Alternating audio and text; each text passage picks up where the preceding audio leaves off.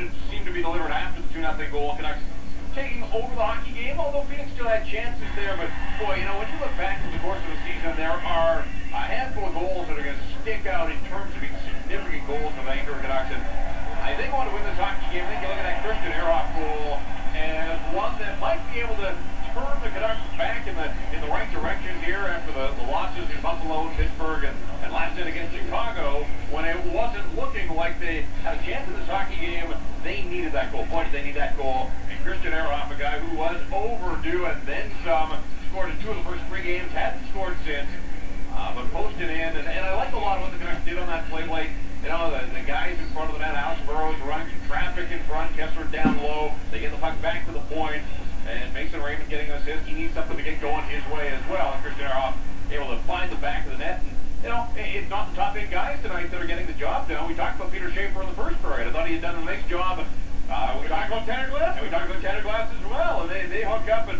Andrew Alberts, that might be the only time all season that you will see those 3 guys on the same goal. But you know what? The Vancouver Canucks don't care. They needed some offense, and they got it from some unlikely suspects. And you think back to last year. I mean, they were a high-scoring hockey team.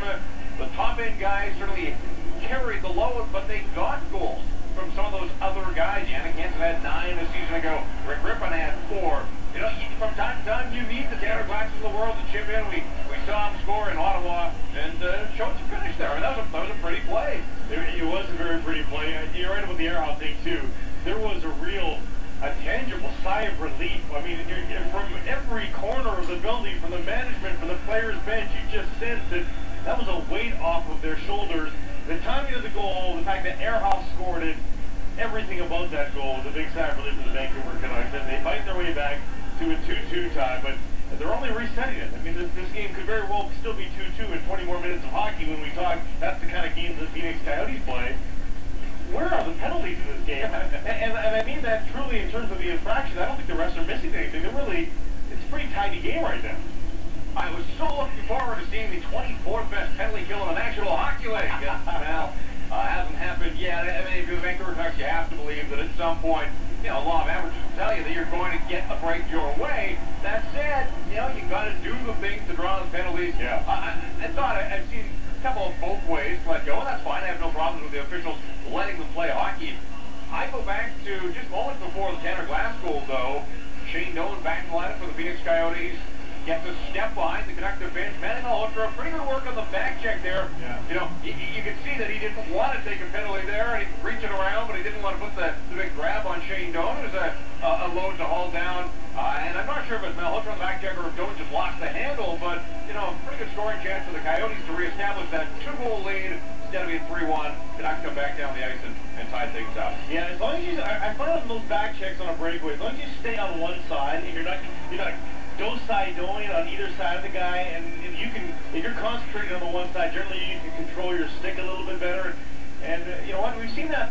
I'm going to say the Canucks are pretty good at that. I almost think they're working on it, on those off-man rushes, on guys not taking the penalty. Because, you know what, if done correctly, you're going to be pestering the guy enough, take him off his game, and you've got pretty good goaltending in this city. The goaltender should be able to read how well you've angled off that player. They're generally you're going to reduce the half. You know, one half of the goal the guy will be able to score on. And if the goaltender's in that half of the goal, chances are we stop. So a good job on the back check, Manning Malhotra, for Bruno Longer. That's pretty good positioning on that one. So they thwart that one. Overall, are we seeing better defensive play? We have another period under our belt. Do you think that this is still coming along or a work in process? Well, I think from the top-end guys from the Vancouver Canucks, they've been a little bit better. Ehrhoff chipping in offensively as well. And another chance a few moments later when he jumped up into the rush, took a nifty little feed from Daniel Sedin. You know, you run the risk when you pair your 5 and 6 together, and that's what the Canucks are doing with Aaron Rome and Andrew Alberts. And I think they were on the ice for both of the Phoenix goals that were scored. Now Alberts is able to get an assist, so he's out there. You know, it's been an eventful night for Andrew Alberts.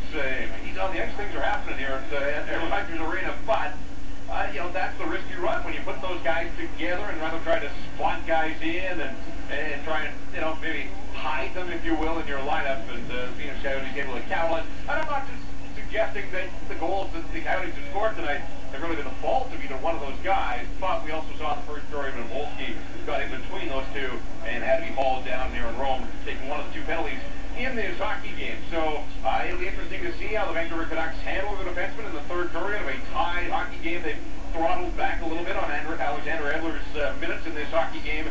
Just 14 through 2 periods in, you know, you look at Hamhuis and PHX, they played a bunch more air off as well. And keep in mind, Blake, that back-to-back nights for the Vancouver Canucks, so this is going to be their 6th period of hockey in the last 24 hours. Coyotes had that extra day of rest, and we'll see if that's a factor in the only 16 minutes of ice last night for the Sedin Twins, so something to keep in mind. So they might still have very much a full tank. They're going into the third period, and they are getting better as the game progresses. It seems like there's a little bit more synergy happening with those guys. It's still not great. I wouldn't put it anywhere close to 8 out of 10 just yet, but I heard Dave Thomason predict a goal before this game this night is through, and it might not be too far off. I mentioned the fact that, you know, there are goals that you look back on. I think if there are periods you look back on, you might look at the third period here tonight. After what happened last night, you know, this is game 2 now of a homestand. I know it started last night. All of a sudden, they're coming to the midway mark of this homestand. They have to get some points. You've got to get something out of this hockey game. There's a game. There are 2 points here for the taking now.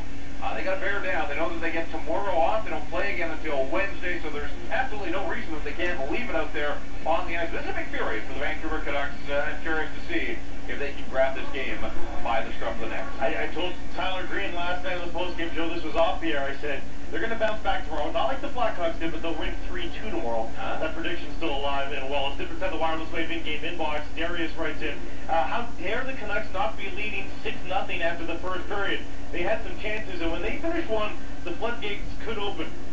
Riggs. Well, Riggs, you're right, because they just actually spotted the 2-goal lead. Then they scored one, and maybe the floodgates have opened because they closed out that period quite nicely. Maybe it is the start of something. It's the Wireless Wave in-game inbox, live at teamradio.ca to send us an email, or you can text us at 104040. All brought to you by Wireless Wave, your Bell experts. Visit them in a mall near you. Jeff, talk to you with the post-game show. We will indeed. Looking forward to it. Still 1 period of hockey left to be played here. The Quiznos post-game show coming up to follow. Quiznos, love what you eat. Stay tuned. The third period face-off is next. You're listening to King of Floors Hockey on the Team 1040 and the Canucks Radio Network.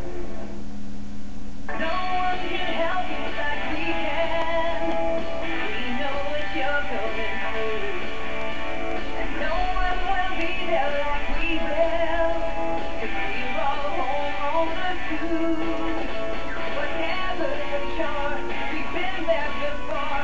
Selection and price, the help of it right. Homeowners, helping homeowners. Only at Home Hardware. I'm going to steal a deal. It's easy at harbor.com. I just looked at their special web seater rates. They're available every flight, every seat, every day. My boy, click and go at Harbor. Steal a deal today by booking exclusive online fares yourself at harbor.com. Flights start as low as $99 from downtown Victoria. A perfect Christmas gift for you and the special someone. Fly for less when booking online. These prices are available online at harbor.com. Harbor Air website fares are not endorsed by their accountants. PHX Victoria, the home of the Vancouver Canucks. This is PHX 1070. So with you as we get set for the third period, Canucks and the Coyotes tied at 2. And when tied at 2, the Phoenix Coyotes, it's happened to them twice this season. Both times they've had the OTL, so getting a point out of each game. The Canucks, though, it's happened 5 times. They've been tied up to 2. They've won 4 of them. There you go. That's right where you want to be. Tied through 40 minutes of play. The other interesting stat in that second period, no penalties. Yeah, only 2 minor penalties the entire game, both to Vancouver in the first period. They killed off both those power plays, and that's been it. So, yeah, neat and tidy out there. Yeah. You know, I stumbled upon this, that for the Vancouver Canucks, 13 takeaways. I mean, they've been active, they've been forechecking, they've been on their toes, getting after pucks. That stat says they're just taking it off the stick from the Coyotes. Canucks hockey is brought to you by the King of Floors. November is Make a Deal month. Take advantage of massive savings in the Mega Flooring Warehouse, number 10 Highway in South Surrey. And the third period just underway. Even strength. Derek Morris has the puck deep in his own zone. Takes his time, plays it over to Keith Yandel. He'll bring it through center. A long shot in on goal, steered away by Luongo. He went down awkwardly in the second period, appeared to twist a knee. Has stayed out there. As the Coyotes steal the puck again in the Canucks zone. Jovanovski plays it out front. Penalty coming up to the Canucks. Ray Whitney works it back towards the blue line. Now to Jovanovski down low with a shot. Luongo without a stick makes the save, and Burrows takes the rebound. Whistle blows, and Phoenix goes back. We cursed them, saying there was no penalties in the second period. We get one here 35 seconds into the third. Yeah, Coyotes go on their third power play of the game here. Ryan Kessler with a slash in front of a net, and it's difficult when the evidence is broken on the ice, but his stick was lying there for the ref to see. Some puck battles in front of the net where Kessler used his stick to slash an opponent. Got the smoking gun sitting there. Don't be Sherlock Holmes to make that call. Kessler sits. On their third penalty kill of the game, and Alex Edler able to fire the puck all the way down the ice. Coyotes power play coming in mid-pack, both overall and on the road this season in the National Hockey League. They've never really had an imposing power play. We'll try to get it set up here. Stempniak in the zone. Can't take the puck in the corner, but it's kept onside at the right point by Jovanovski to Stempniak. Feeds it back to the high slot. There's a shot that goes just wide as Schlemko got that away. The puck comes to the side of the goal. Luongo able to cover up, and now he gets some pushing and shoving in the goal crease. Yeah, Stempniak there didn't like that Ehrhoff just kind of gave him a bit of a forearm to the chops. And Manuel Holter goes in with the arm around the neck. But cooler heads prevail when they disengage. Second power play unit comes on for the Coyotes. And part of the reason, Dave, when you think about this Coyotes team not having a great power play, maybe go back to a point that we made in the pregame show. They don't have any real big-time snipers. They got a lot of decent scorers spread throughout their lineup, but on a power play, you need to put a couple guys out there who can really put the puck in the net on a regular basis. And year after year, they have a lot of turnover in terms of players, so it's not like they have the same group returning time after time. Off the draw, Canucks play the puck down the ice. Dean Bravada brings it through center over to Morris. He'll dump it in. Hammies races back to it. Luongo leaves it for him behind the net. Hammies plays it around the glass. Raymond chips it past the point man. It's a 2-on-1 for the Canucks. Raymond down the left wing with Burrows. Up front to Burrows. Burrows shoots off a stick over top of the net as Yandel got back in the way of that. Gave it to the right guy, Alex Burrows. 13 shorthanded goals for his career. Yandel just got his stick in there. And now Jovanovski with a long shot off the glove of Luongo wide. This puck poked behind the Vancouver net. Ray Whitney plays it near to the far boards. Burrows hustles over to steal. Good penalty killing shift for Burrows. Takes the puck away and fires it down the ice. 28 seconds left in this Phoenix power play. Just past the 2-minute mark. Third period. Canucks, Coyotes tied at 2. Aaron pass by the Coyotes. Schlemko has to go back to his own blue line to get it. Feeds it ahead. Melange to Jovanovski on the right side with a shot. That's blocked by Alberts, and the puck goes off of his leg out of play. As Andrew Alberts laid down to block that shot with 11 seconds left in the penalty to Kessler. Good sliding play by Alberts as Jovanovski was sneaking in on the right side. And he's a left-hand shot, so he's got to bring the puck to the middle to shoot that. And Alberts saw that, laid down to block that offering. Tough night for Alberts and BX and lots of guys on that Canucks blue line last night. Much better tonight. Off the draw, shot by Fiddler. Nice save by Luongo as he got the right pad on him. The rebound cleared down the ice by Henrik Sedin. I think the deep pairings, they're on the mark tonight. Edler back with Ehrhoff and the extra with Hammies. Penalty over. Kessler goes to the bench. Shane Doan goes after the puck in the Canucks zone to Taylor Fine, who has one of the Phoenix goals. Works the puck behind the net, knocked off his stick by Dan Hammies. Bieksa tries to get to it in the corner and does, but he popped it up to Doan. Can't handle it though. Hopped off his stick out to center ice. Derek Morris, long pass up the left side. Melange dumps the puck in. This might be icing. Waved off. Hammies back to it. Over to Sandelson. And he'll bring it out. Long lead pass left side to Henrik. Just inside the line. Had his pocket picked by Lepisto. He gets it ahead to Volsky into Vancouver territory. Backhand shot by Upshaw goes off a stick wide. Upshaw puts it back behind the Vancouver goal. Nobody there. Aaron Rome first one to it near side. Plays it off Lepisto stick back to Phoenix territory. And that will facilitate a change for the Canucks. 3.5 minutes gone. Third period. 2-2. Canucks Coyotes. Hansel through center, being hassled by Kessler, and the Coyotes go offside at the Vancouver blue line. Canucks hockey on the Team 1040, and the Canucks radio network is connected by Rogers Wireless.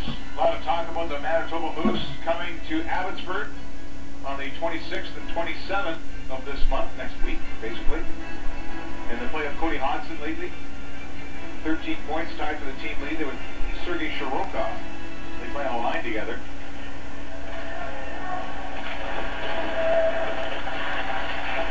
How much interest there would be in an AHL franchise if it was the Canucks farm team in this area? It would be huge, wouldn't it? It would be. And Vancouver very happy with their arrangement in Manitoba. As Raymond brings the puck over the line, the Canucks go offside. Kessler a little anxious on the right wing. Yeah, I bring that up only because